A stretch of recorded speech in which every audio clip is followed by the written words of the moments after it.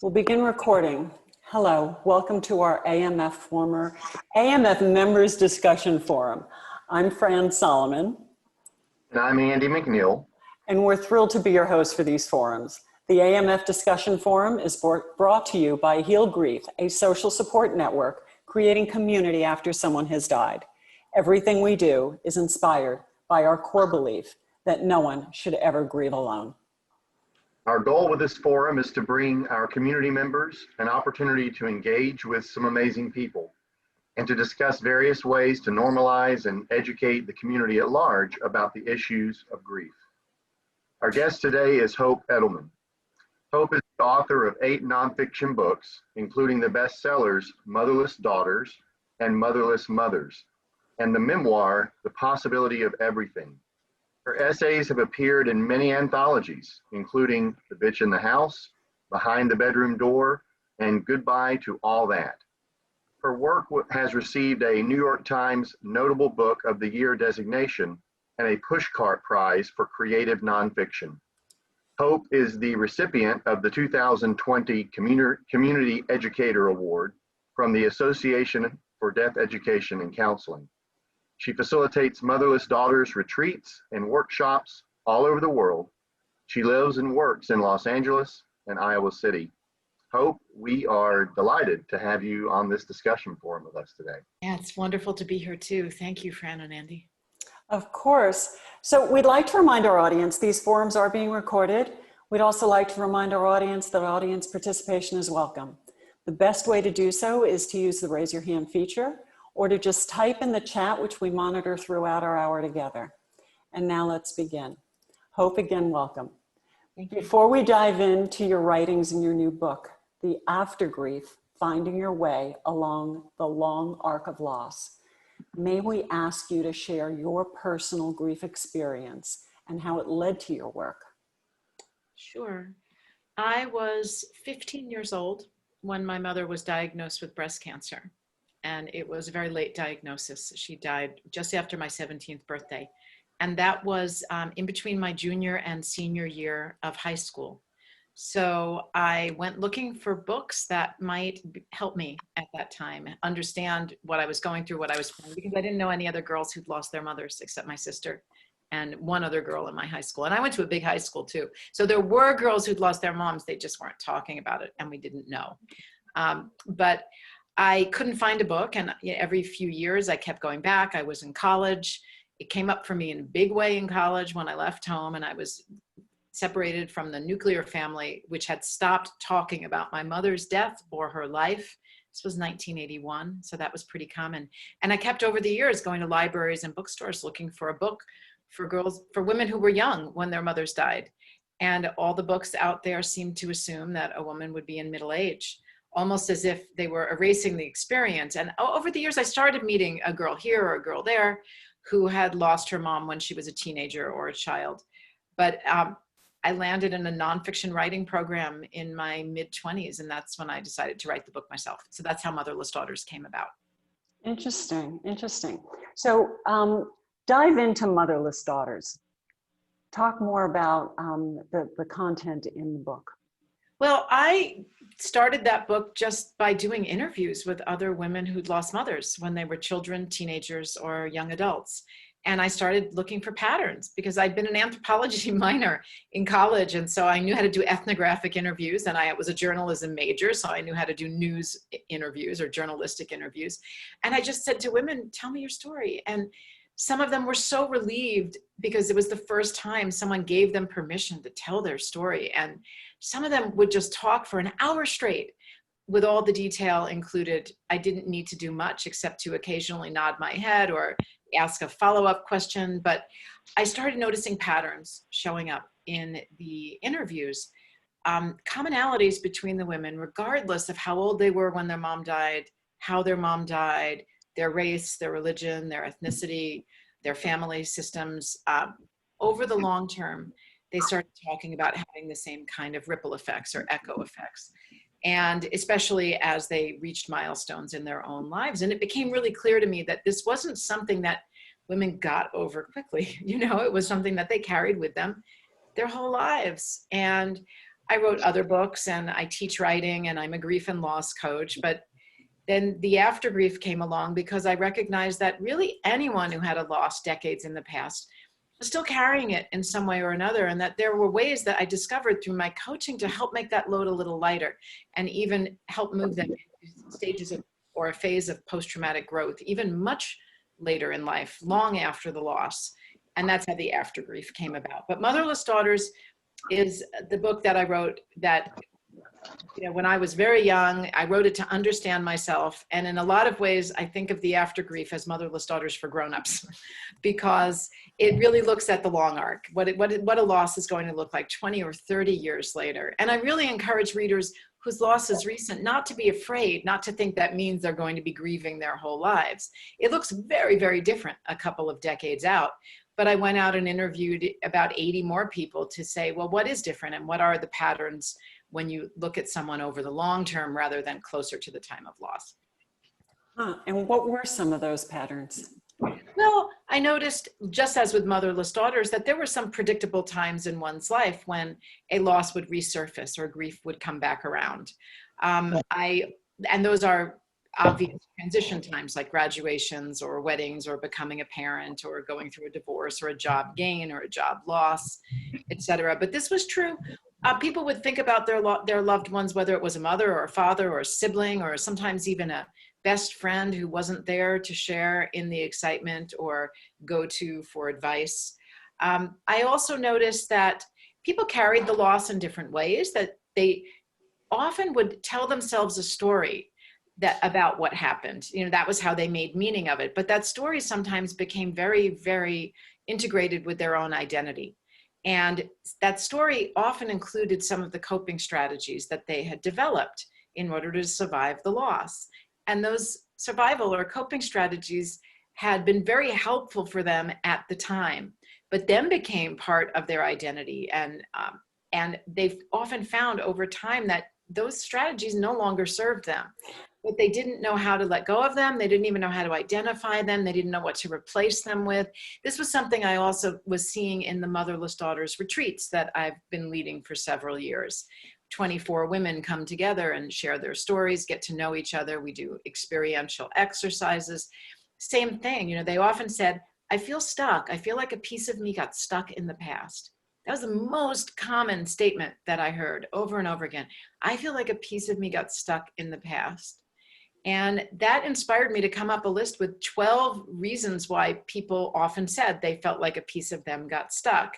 And then in some of my online courses, we go through those one by one and examine them, because sometimes they are old coping strategies that don't really work anymore. And just to give you one example, because I have lots. Please. Yeah, no, please. It's not so abstract and it becomes, much more concrete. Oftentimes when we lose a parent when we're young, we have to learn how to take care of ourselves. And it can often foster an independence that can sometimes tip into the extreme, which means we don't know how to ask for help when we need it. And we become extremely self-reliant. And that may have been necessary when we were 12 or when we were 18 or when we were 24. But we get into a workplace or we get into a relationship that really would benefit from being interdependent, or we have young children and we're overwhelmed with the tasks of parenthood and we don't know how to ask for help because we have become so good at doing everything. We become hyper competent and hyper vigilant. And so those survival skills can start working against us in adulthood. I see people nodding their head, so that probably rings true for a number of people. I mean, extreme independence, born out of necessity, but then ultimately a choice, is one of the long-term effects of an early loss. Yeah. Andy, before you jump in there, I just want to reiterate that we are looking for questions for our audience, so feel free to put them in the chat or raise your hand. And Andy, go ahead. You were going to say something. Yeah, no, I was gonna ask about. I indeed have seen that very thing with people that I've worked with over the years and provided support to. I am curious if you found. I've had numerous incidences, and I'd say within the last year, one that comes to mind was a group that I run locally where I live, and this particular group right now, it's a bereavement group, and it has I'd say about 15 women, all over the age of 70. And I run the group, so it's an interesting dynamic. Yeah. But they welcome me in, and they're, it's like I have 15 mothers, but one of the ladies, we were having a discussion about her loss, and she said to me, she said, when my husband died, and here I'm, much older, she said, I've had a lot of time alone and a lot of time to think. And she said, I realized, she said, my sister died when I was 5 years old. And I never really talked about it after that. She said, but I now in my 70s, after my husband died, it's all come back up for me. And she said, and I realized that I think she's been my companion my entire life. Like I've brought her with me in a way, but didn't realize really the impact and what I had not really dealt with as a 5-year-old, when that happened. And here I am in my 70s. So I just wonder if you've encountered people who mention that a loss they have later in life brings back up those early losses. And in some ways, I don't know that it complicates it, but they find themselves grieving that loss from so many years ago. Absolutely. That is one of the hallmarks of the AfterGrief. I have a whole section about that in chapter 4, because a recent loss can reactivate pieces or activate, if you were a child, pieces of an earlier loss that you didn't grieve at the time or have an opportunity to process at the time, because what 5-year-old can really even understand what death means? I mean, they need the adults around them at different points in their development to help them revisit and reconsider that loss and reassess what happened and what it means. And most children, it's certainly a child 65 years ago, would likely not have had that unless they had incredibly, intuitive adults and intuitive and supportive adults around them. So yes, and that's really important to know.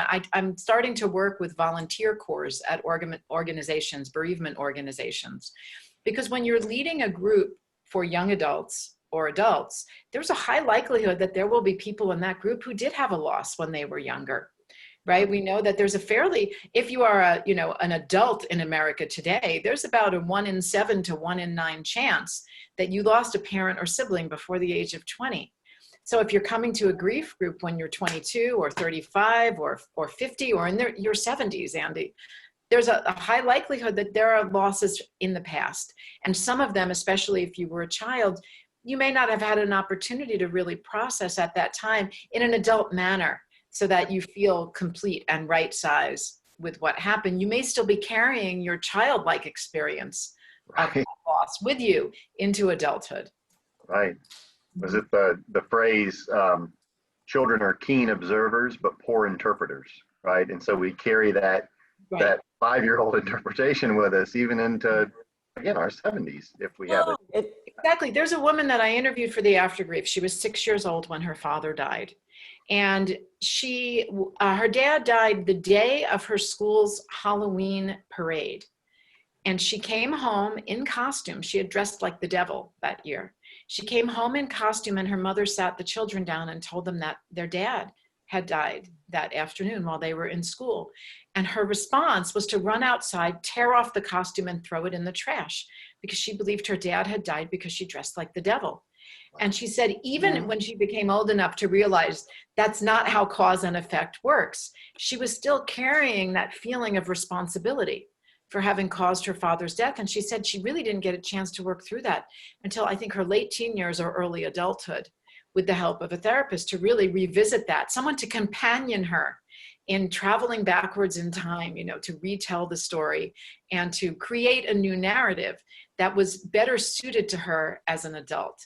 But we often need help to do that. That's not something we know how to do on our own or even know we can do as an adult.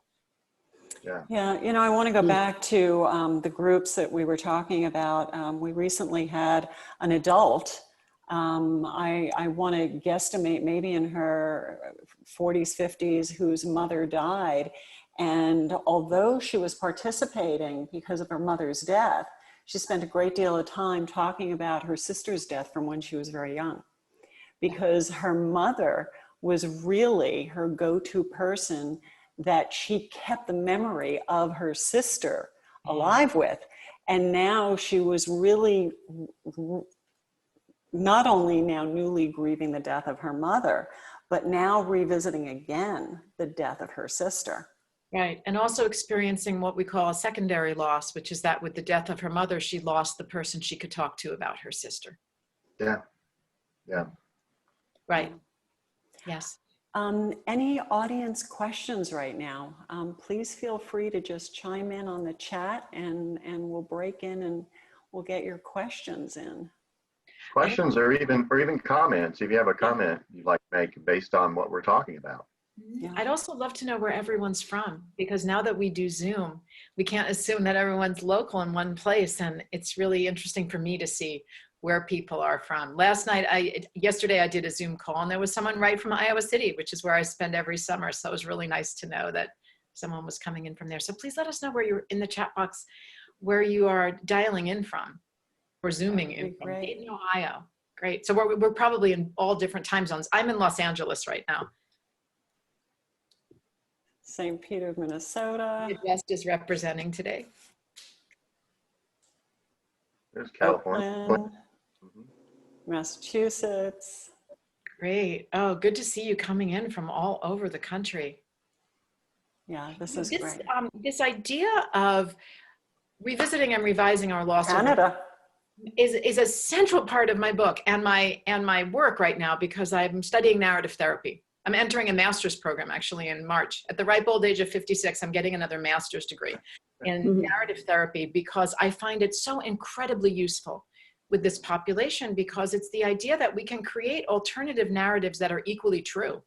We don't have to give up whatever story we've been carrying. I mean, if we experience a tragic loss, it's a tragedy. We don't have to put a positive spin on it, but we can create another narrative to carry side by side with that, to make it maybe a little less heavy. And that other narrative that I work with my clients on is often that any event sets into motion a chain of events that can eventually lead to something good in our life.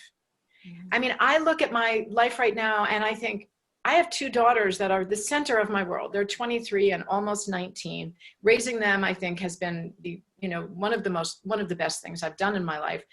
But I have these daughters in my life because my mom died when I was 17, and I wrote a book about it. And then I started a nonprofit which needed office space. And I started dating one of the men who, subleased office space to me. And then I married him, and then I had these kids with him. And I look back on it and I think, sometimes you can't see that chain of events and where it leads until you have time and critical distance from the loss itself. You can't, in the first 6 or 8 months, maybe you can't feel that anything good will ever come of this. It really feels that way. And maybe nothing good has come of that. But over the long term, we can see how life unfolds in a way where we can sometimes dial an event back to a tragedy from the past. And that doesn't mean we have to say, oh, it's a good thing that someone died, or, something. But we can say there are two narratives, two things can be true. That's something we talk about all the time at Motherless Daughters retreats. You can have a terrible tragedy in your past, and you can be grateful for what's in your life today. Those two truths don't have to cancel each other out. They can be companions. And so I firmly believe that revisiting our stories at different points in our life and reinterpreting the facts is a very, very important part of the AfterGrief. It also is what helps lead us to post-traumatic growth, because the facts of my mother's death will never change. They are immutable. She will always have died of breast cancer in 1981 when she was 42 and I was 17. But those facts are going to look different to me, and they're going to mean different things to me at different times in my life. And if I can allow that to happen, if I can allow my interpretation of those facts to change, my story changes, and then my identity can change as well. And this is really, the core of the work that I do with clients and at retreats. And it's an important part of the book, because I think it's an incredibly essential part of adjustment to loss over the long term. Yeah. We have a question from Veronica. Veronica, if you can unmute yourself, please jump in and ask your question. Had a thought when you were talking about sort of the lifelong effects of grief. If you've done any research or written any books regarding kind of intergenerational grief, because my father has a very similar story to you. He lost his mother at a very young age and then his father before he was 30. So growing up, I'm now in social work and working in grief, but I've recognized that it's strongly based from the fact that I grew up with a father who had lost his parents so young, and kind of the effects that that had on me, because I've had many people in the social work field tell me, how did you kind of get into grief, or how are you comfortable with it? Because for many, without it being a personal experience, they don't feel very comfortable. And I've had to realize it's because of his grieving my whole life and that experience that I've kind of been drawn to it. So I was just curious if you kind of had done any research, or if your daughters had spoken on that fact at all. That's an interesting question. Well, first I want to ask Veronica, how do you feel it did affect you? You said that you feel that your father's early experiences with loss affected you. Was it through his parenting or through stories he told you? How do you feel it did affect you as his daughter? It was through his, a lot of stories. He had a very positive way of bringing his parents into his parenting style. He would tell us that it was very difficult, that he didn't have his parents to ask. I know you mentioned that that was a milestone when grief came up. And for him, it was saying, I don't have them to ask, but he would tell us a lot of stories about them. So even though my mom's parents were alive, they lived on the East Coast, far away from us. And it almost felt like my dad's parents were closer, because he would talk to us about them all the time. But he also had a very, he had a very awareness, and I think kind of a subconscious way that he did kind of parent in a style like he might not be with us our whole lives, because Yes. his parents weren't. So there was kind of those two elements that I've recognized affected me. Right. And those are very, very common. When I wrote Motherless Mothers, I was looking particularly at how women who lost their mothers raised their children. But I've heard very similar stories from men who lost parents, particularly the same sex parent, because there's this sense of identification that if my mom died at 42, does that mean I might die at 42? If my dad died at 56, does that mean I might die at 56? And, trying to pack a lot of experience into that. But also I found among women that the generational pattern was often to try to help the kids become more independent so that they could survive the loss of a mother, perhaps with better tools or resources than they had at their own disposal when their moms died. And I know that we could ask my daughters. One of them is downstairs. She's working right now, so probably I won't interrupt her, but we could ask her, how do you feel that it may have affected you? And I think they might well say, my mom tried to help me be more independent. And that backfired on me a bit, because when my daughter was only 17 years old, she wanted to go to Europe for the summer with her boyfriend. And I had helped her become a really competent world traveler, as part of helping her become independent. But yes, these generational patterns do get handed down. What we see not just is it showing up not just in people's parenting styles, but in the coping strategies that they developed. And that's often very linked to the time period in which their loved ones or their parents died. So I specified that my mother died in 1981, because that was a very specific time in grief theory and bereavement practices. It was after the 5 stages of grief had become popular, but before we knew or were talking about what's called continuing bonds. So the overriding messages, or cultural messages in the 1980s, were that you had to get past this loss, leave the person behind, find a way to move forward and break your bonds to them. Now in the 90s, grief theory started evolving into, let's find ways to carry these people forward and have inner relationships with them. And that was a good thing. The relational model of grief started gaining more prominence.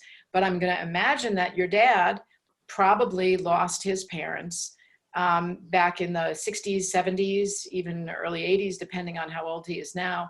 And that the messages may have been that we need to let go and move on. So the fact that he keeps telling stories about them and trying to help you have a sense of who they were and a sense of connection to them is really remarkable. And it means he probably, turned away from those messages. But when I said that my family stopped talking about my mother after she died, I thought that something was wrong with us because we just shut down in that way, emotionally and relationally.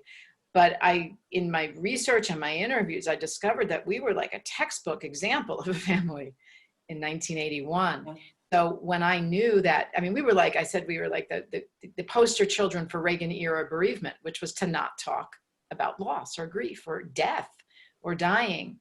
And when I, understood that that's what was going on, I started making real attempts in my family to not let that happen, to keep talking about family members who had died, to help the next generation feel a sense of connection to them, because this is their history too, even if they didn't know that person. Do you feel, so you say you feel that you know a lot about your grandparents who died, Veronica? Do you feel a sense of identification with them, or feel that they are part of your personal history through your dad?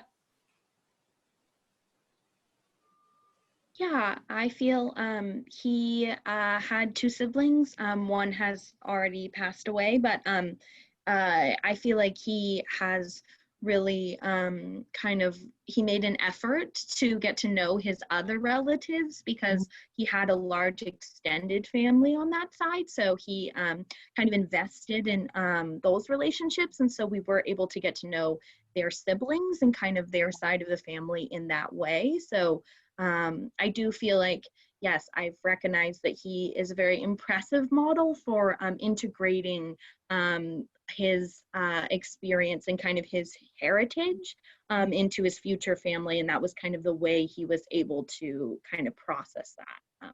Yeah. I think the way that we feel continuity in our own life stories is by binding the past, the present, and having an idea of the future. And having continuity also includes or involves knowing about the people who came before us. I work with a lot of women who were quite young when their mothers died and completely lost contact with the mother's family. Yeah. Especially if it was a stigmatized form of loss, for example, like a suicide sometimes. And then the father remarries and there's a new family, then they're told to call someone else mom, and they lose a connection with their mother's family. This can happen also if a dad dies, by the way. It's not exclusive to mother loss, but then they find later in life that they really want to know who that parent was as an adult before, or as a young parent, and they have to go do almost forensic research and track down relatives or friends of their mothers. When I did a live event yesterday, someone in the chat box said, my son recently died and then his wife died a few months later, and I'm raising my 18-year-old granddaughter. What can I do for her? That's a big question, right? That's a huge question. And there's a long list of answers that I could have given, but I said one thing is that at a certain point, typically her mid-20s, she will start wanting to know who her mother was as a woman. So you can start lining up the people that she can contact. You probably know, who, or she'll want to know about her dad too. You may know who their friends were before they died. You may know who their friends were when they were younger. Put together a contact list for her so she knows who to contact, and also gather in one place for her photographs or mementos and stories that you can tell her, so that she can have a sense of who they were as people even before she came along. Yeah, Hope. We have a question from Bonnie, but Bonnie, before I go to you, Alex has been waiting. I've had a private chat with him. He's been waiting to ask a question. Alex, can you chime in? And I think you just gave us a great segue to his question.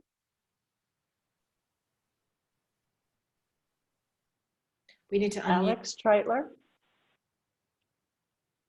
This is the universal Zoom signal for you need to unmute now, by the way. We've been using it a lot this past month. Hi, Alex. Hi, you would think after leading lots of Zoom conferences, I would know how to do that. But,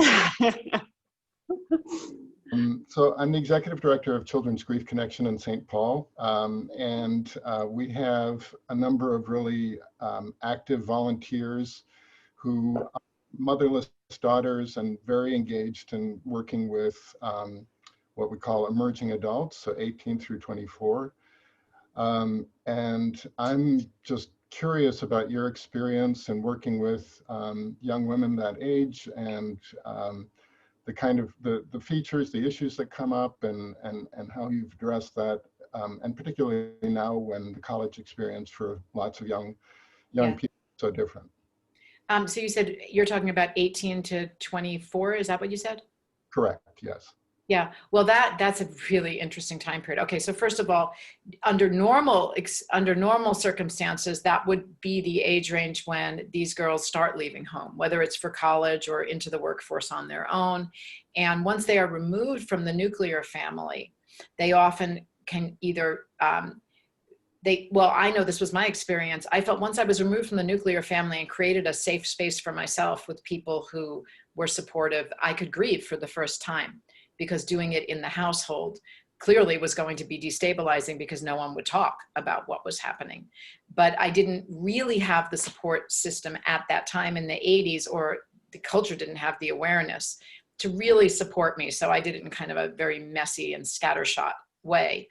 The women who are connected to your organization will have a framework and companions in their grief. So they're going to be light years ahead of where I was. But it is very, very common for girls who've lost their moms to generally somewhere between the age of like 22 and 26 or 27, observe their peers starting to connect with their mothers as women and have more of an adult relationship with her. They start exiting some of that, adolescent push and pull, and start becoming more aware of who their mom is as a woman rather than just as a mother. And this is related to what I was talking about earlier. And they start feeling that loss in a new and different way. And there's a chapter in the AfterGrief actually that I call New Old Grief, which is when you're experiencing an old loss in a new way. And that's what's happening to these women at that time. They didn't know to grieve the loss of their mother as a female, friend or companion to them when they were younger, because they perhaps didn't even know that that was going to happen. But they're looking around and they're realizing my peers can go out for lunch with their mom or do things with her that I can't do with my mom. I don't have that female figure in my life. Some of them may have an aunt or a grandmother or, a very close friend or a mentor, but many do not. And that's when they often embark on a search for information about their mother as a woman. They just want to know who she was because they can't access that. It's really important to help support them in that journey. And I work with women who are often even further into adulthood and didn't get to do that in their 20s and are still feeling that absence. So we identify who they can go to. We talk about how to approach them. I remind them that if somebody, doesn't respond or responds negatively, that says more about where they are in their own grief around losing that person than it does about your request. You need to keep trying. But I find that about 80% of the time, and feel free to share this with these women if it comes up, about 80% of the time, the people that they approach are thrilled to hear from them because they have wanted to talk about their sister who died or their best friend who died or their college roommate who died. And they've been waiting for someone to come and give them permission to have these conversations. And women often get an enormous amount of information at that time. But then there's also, there's the occasional young adult who can't find anyone or doesn't have anyone to go to, and then needs to do that work in the imaginal world based on what she does know. And there are exercises and there that, I can work with. But Alex, I would love to talk with you after at some point. Please, let's be in touch because, and for this reason, because where do adults bereaved as children show up? If they call a grief center and say, I'm about to get married and my dad died and it's really coming up for me now. One of the first questions will be, how long ago did he die? And if you say 15 years, the bereavement center typically only has a list of private therapists for you to contact, and not everybody has the resources for that or insurance to cover it. But where do they show up? They show up in the volunteer corps at bereavement organizations because they want to give children what they didn't get and they want to help other kids. But I'm sure you see this, there will be occasional volunteers who are coming to heal themselves. And that's not the best reason to volunteer to work with children or teenagers. So I'm working with bereavement organizations now to help identify these individuals and help give them support. But I'm I'm doing something with the Dougie Center right at the top of 2021 to start piloting some things. So I'd love to talk with you because I think there's a great opportunity there to create even a better volunteer corps because we're helping meet their needs from the past. They have probably found terrific workarounds in their lives in order to be volunteers at a bereavement organization, but there still may be some revisiting and reassessing and restoring that they can do themselves that will make them even better volunteers for these kids.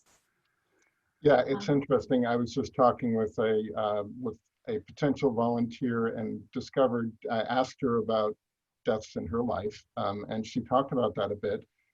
And I suggested that she attend, we run bereavement camps and support.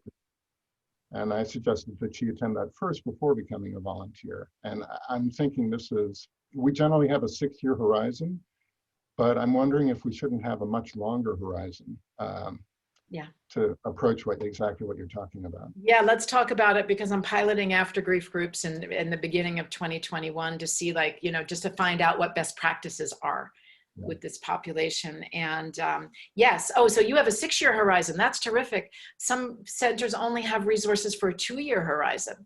Yeah. I find that 2 to 5 years is the average, but I'm working with people who come to Motherless Daughters retreats. Their loss was 24 years ago, 35 years ago, and it's coming up for them in a new and different way now, because here's the big one.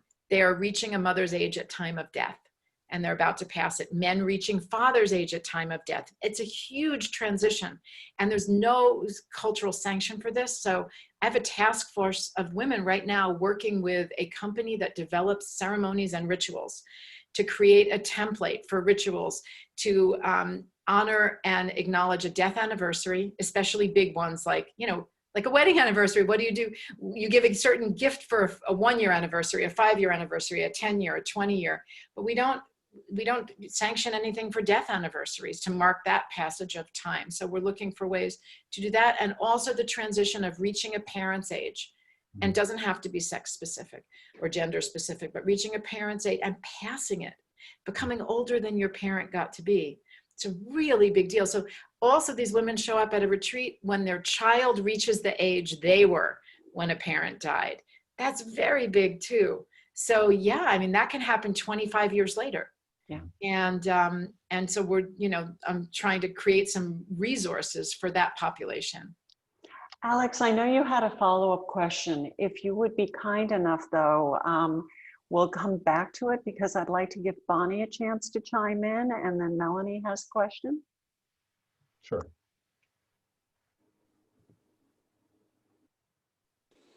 Hi, I actually don't have a question, but I have a very interesting story from my current life. I think people would be, I think you'll all be interested to hear about it. So I go to a children's center in Cambodia every year. I've been there 8 years in a row.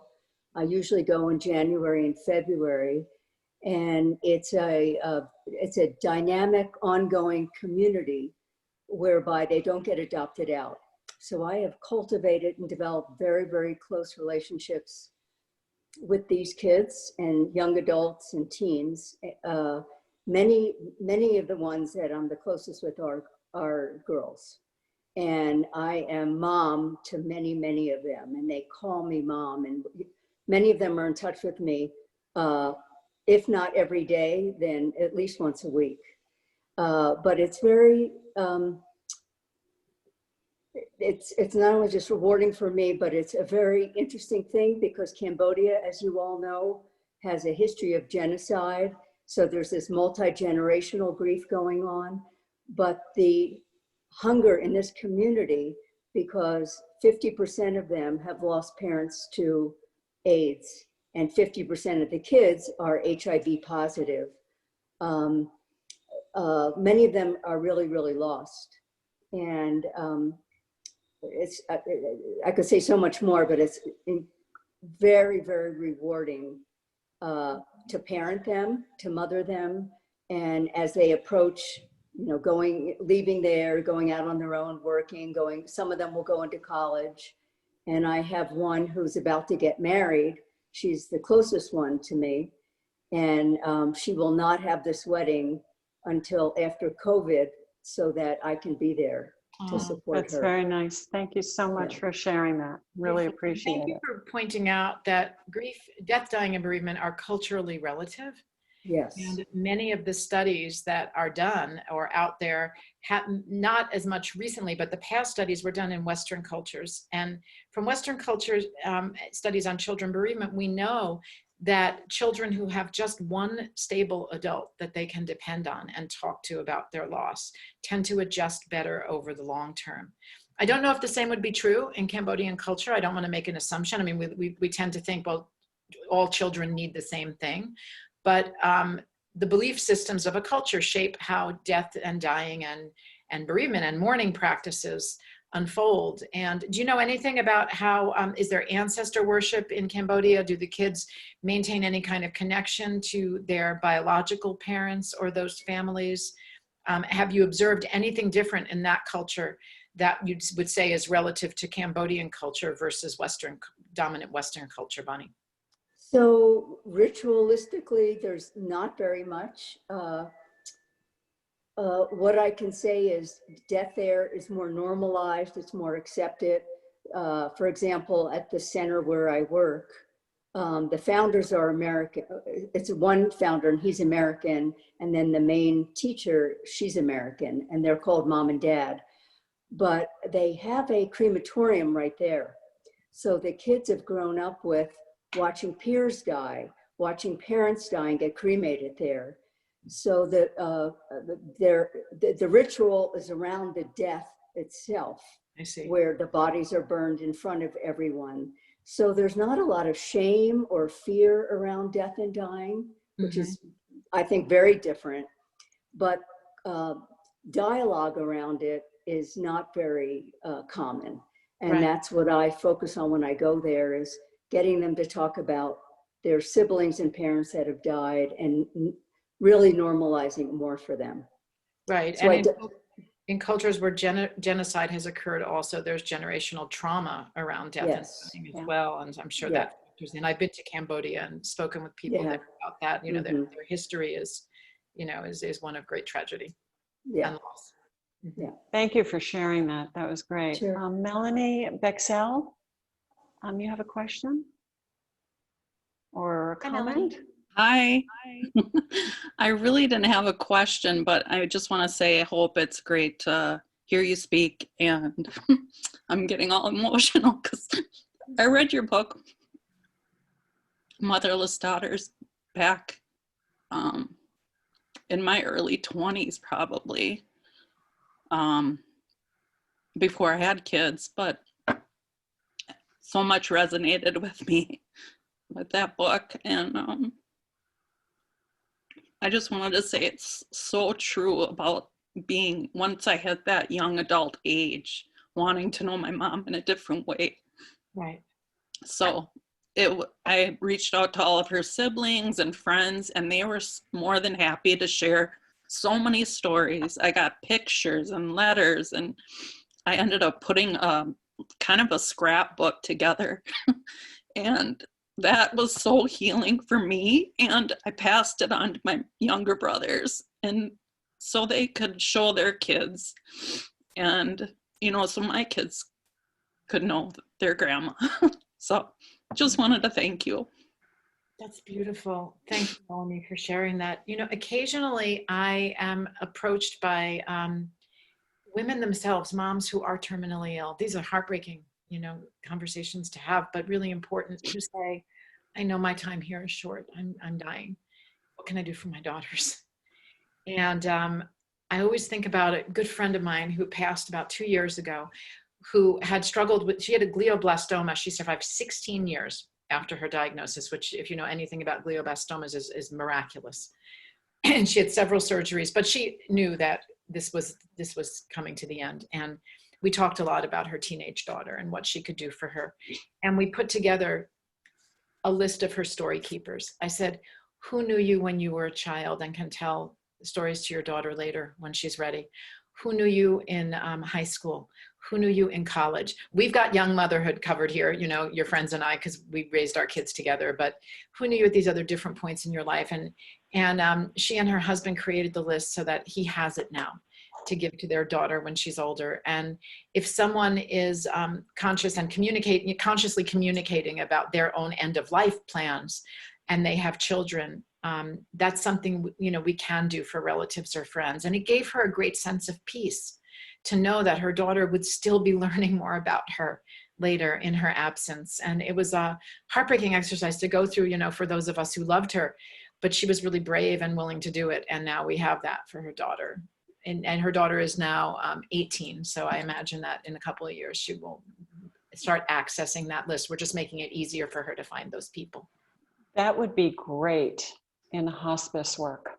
Yes, it would, wouldn't it? Oh, Ah, what a game changer that would be for those left behind. I'm going to make a note of that. Yes. Yeah, yeah. Camille, you shared something in the chat. Can we have you chime in? And I just want to say, Melanie, thank you for sharing your story on that. Yes, thank you, Melanie. And I'm so glad you found the book when you did. I mean, I hear from women in usually two different directions. One who says, I found your book in the bookstore, or it literally fell off the shelf and hit me in the head. And I knew I had to buy it, and I brought it home, and I read the whole thing sitting on my bedroom floor. I stayed up all night. And that's an extreme, but you get the idea. And then others who say, someone gave me your book and I read the first few pages and I had to put it down, and I picked it up and then I read a chapter a couple months later, and then I didn't touch it for a year. And I always say, you know what? It's there. It's out in the world. Fortunately, it's been in print in various editions since 1994. You take it at your own pace. You know, everyone is on a different schedule with their own journey. You know, sometimes they apologize and say, I haven't been able to finish it. And I say, that's okay. It'll be there when you're ready. And if not, you're here at this event. So you're still working on it. That's okay. Everyone at their own pace. Camille, you want to chime in? Unmute yourself.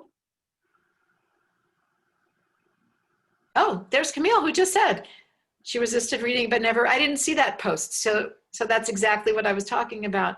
I think deep down, I don't think deep down I wanted to claim being motherless. I did a lot of grief work, but still denial is such a sneaky bastard. Everything's resonating. Well, you know, it'll come at your own pace, Camille.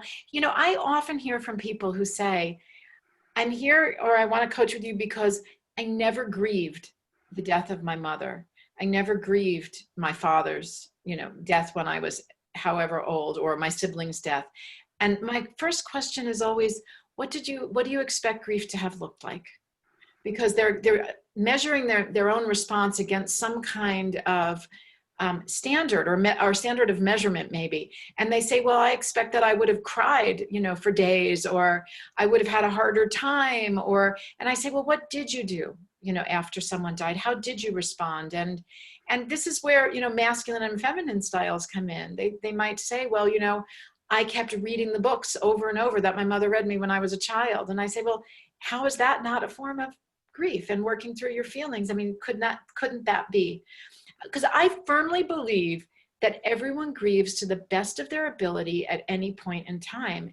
And your ability at a certain point in time may have been really limited, because maybe the adults around you didn't recognize what you needed, or maybe you were an adult and you had to focus on taking care of children, or you couldn't get time off of work and your family needed that money more than ever now to support them. And I think, you know, that's why grief becomes protracted. We can't all set everything else aside and do it all at once. And if you're a child, you may not even understand what happened, or people may be keeping information from you and you have to revisit that and Trying to protect them. Pieces, exactly trying to protect them. Or maybe they didn't know really the details of what happened at the time, because some deaths, you know, are clouded in mystery as well, for all family members. So, but I do believe that we grieve to the best of our ability, and sometimes for self-protection, we can't allow ourselves, or we don't have the support or feel safe enough to do it all at once. So it will happen in pieces over time, or we do it in ways that aren't commonly recognized as grief, but very much are an avenue or a pathway for us to express our emotion. Fran, would you agree with that? And Andy, you too? Would you say that?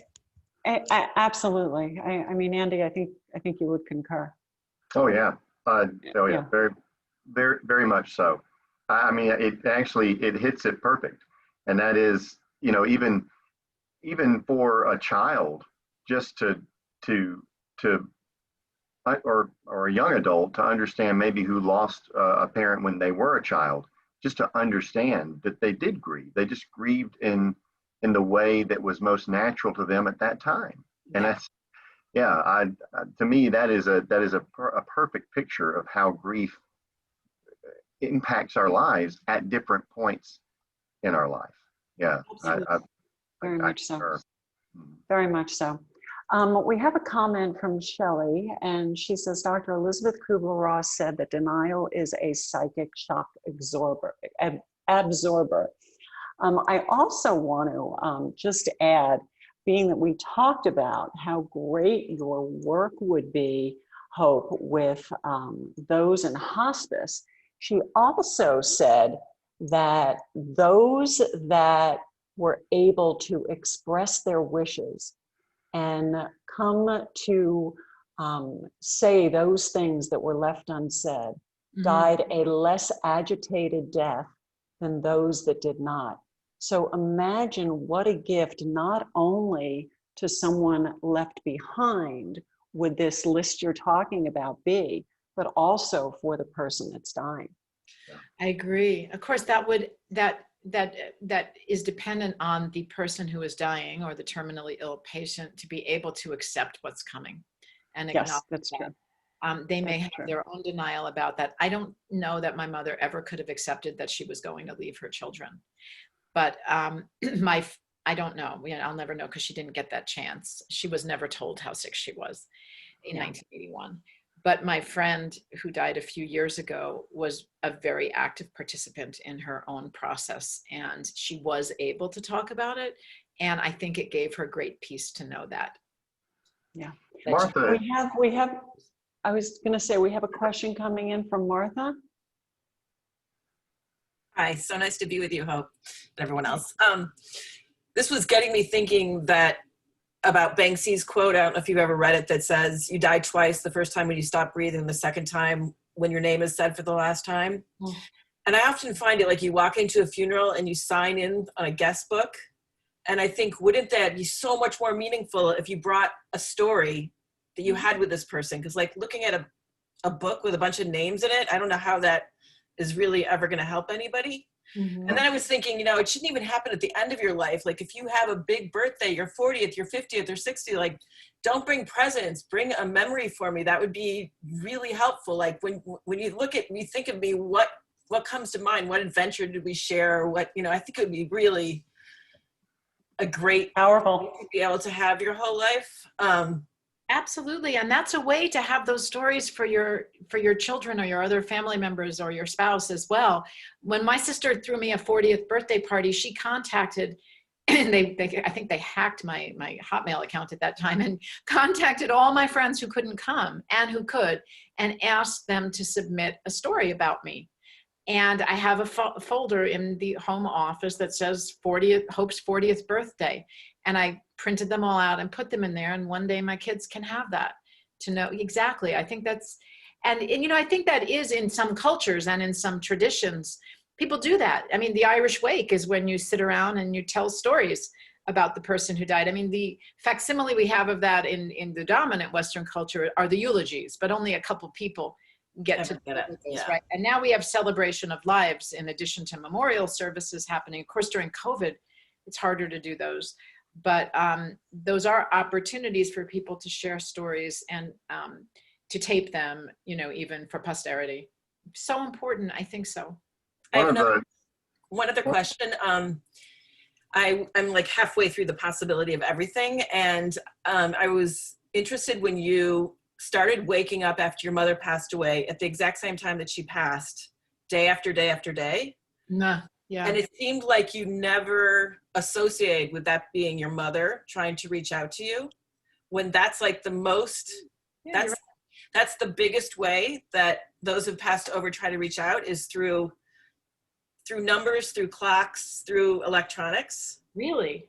And then when you don't acknowledge it in any way, you're not like, thanks, Mom, this helps to know you're here or something, then they feel like, okay, There, Right. It she's never not getting it. occurred to me. That never occurred to me. All Okay. those times when I woke up at 2:43. You're Well, right. I'm feeling your mom big time, and she's like, "Okay, point this out to her." Well, you know, I think I'm here. I'm trying. I may have mentioned in one of my books, my mother died at 2:43 in the morning, and the next day at like 5 p.m., my siblings and father and I were standing in my parents' bedroom, and her alarm clock was right next to her bed. My brother said, "Dad, why does mommy's clock say 2:42?" And we all looked at the clock, and it was a digital clock, and we watched that 2 turn to a 3 at 2:43, and then the clock stopped. I'm not kidding you. It never worked again. And my father took it and put it downstairs, and I didn't see it again for, you know, another 10 or 12 years. But that really shook us up. So that makes sense, what you're saying, Martha. Hope, do you have time to revisit Alex's last follow-up question, or? Yeah, sure. Alex, you had a question on Holocaust. Well, it kind of connects with what Bonnie was saying before about genocide in Cambodia. And just being interested in intergenerational grief, that's been part of my journey. I'm what's called third gen, which is third generation Holocaust survivor. And I have looked at and understood, or tried to understand, my father's grief, who came as a child from Germany. And just, I don't know that he will ever be able to fully acknowledge his grief. Right. His solution has been to disconnect from his heritage almost completely, and my solution is to reconnect to that heritage completely. Yeah. I think that's kind of a common journey. But I'm just wondering, I think similar things happen in the African American community with intergenerational grief, and how these things can go not just 3 generations, but many, many generations, and hit someone further along the line. I'm just curious about your experience with that. Well, I have a number of friends who are the children of Holocaust survivors. And so I think of this in terms of what's known as bereavement overload, which is when you have a pileup of losses that occur in quick succession. And that can happen to anybody, you know, who loses maybe 3 people in the same year, or both parents die in the same accident, for example, or like in Joe Biden's case, you know, he lost his wife and his daughter, and 2 sons were injured in the same accident. And that can send someone into a state of what's known as bereavement overload, where they just have to shut down, you know, to psychically survive. And I see that certainly happening in cases of genocide, or in communities where violence occurs and you lose a number of people that you care about. But it absolutely, that's what would happen to Holocaust survivors, who often lost their entire family, you know, maybe the only survivor left, and didn't have the kind of support services or psychological counseling that would have helped them at that time. And so they shut down, and then they model that pattern of coping with loss to the next generation, which often just, you know, unconsciously adopt it as, this is how you deal with tragedy. This is how you deal with loss. And then it keeps being passed down intergenerationally until somebody says, no, this is not a healthy way of coping with loss. This is not serving our family well. This is not serving me well. I'm going to be the one to break that pattern, whether it's in the next generation or happens 3 generations later. You know, I was told when my dad died that I shouldn't let my children see me cry because it would upset them. And in truth, my kids at the time were 3 and 7, and they don't remember much about the weeks that we spent with my father at the end of his life. What they remember is seeing me cry. It did really shake them up. But I thought 2 things. Number one is that I want my children to see that it's okay to be sad and cry when someone you love dies. I want to model that behavior for them. And so I have revisited that moment with them over time and said, hey, do you remember when Grandpa died and I was crying? Let's talk about that. So that I'm trying to help them mature their perception of it over time, so that it doesn't become something that really, continues to destabilize them when they think about it. And now that they're adults, I can say, well, I made a very conscious decision to let you see me cry, to let you come to the funeral service, but not the burial. Here's why I made those choices. And I was trying to make the best choices possible in real time. But I wanted you to see that when someone dies, it's okay to be sad. It's okay to cry. It's okay to do that in public. What really shook them up was seeing me stand at the podium and cry during a eulogy. That's what really shook them up. And I said, you know, it's okay to cry when you feel sad. I felt really sad at that time, but you saw that later that night, I was okay, right? I mean, I didn't start crying and never stop. And so I think we can be aware of that with children, but we need to sometimes to educate the parents that you may need to just, you know, every couple of years, refer back to that, talk with them about it, see how they're interpreting that now, see if it's still upsetting them. Talk to them as they're older about why you did that or made that choice. Help them understand so that they're not going to be carrying the trauma of seeing you cry forward. Now they're going to be understanding and carrying that forward, maybe as a story of a choice that you made because you wanted to model certain behavior for them. Does that answer the question? I got way far away from Holocaust survivors there, but I think it relates, you know, because we can break those intergenerational patterns. And I think, you know, we just need to be conscious about what our children can understand at what ages and how to help them through. Yeah. So we've reached the end of our time, but before we end though, Hope, I wanted to give you an opportunity. I know folks want to know how they can connect with you and your work. And it sounds like a lot have already connected. They have your books, they're reading your books, but what's the best way for folks to connect with you? And even it's super easy. I'm either at hopeedelman.com or just go to hopeedelman.com, which is sort of my all-purpose website. But there is a website called that's the AfterGrief.com that has all the information about the books, online programs, coaching programs that are starting in 2021. I'm doing a special holiday intensive for Motherless Daughters in early December. That's at motherlessdaughters.com. It's all, you know, they're all, the names of the websites are all self-evident.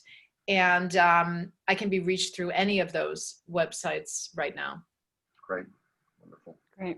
Hope, again, we want to thank you and our audience for participating, and for you, Hope, for being our guest here at this discussion forum and for sharing your story and your work with our audience. Thank you. My pleasure and my honor to have spent this hour with all of you. And Fran and Andy, basically, I'll do anything that you ask me to because I so respect your work.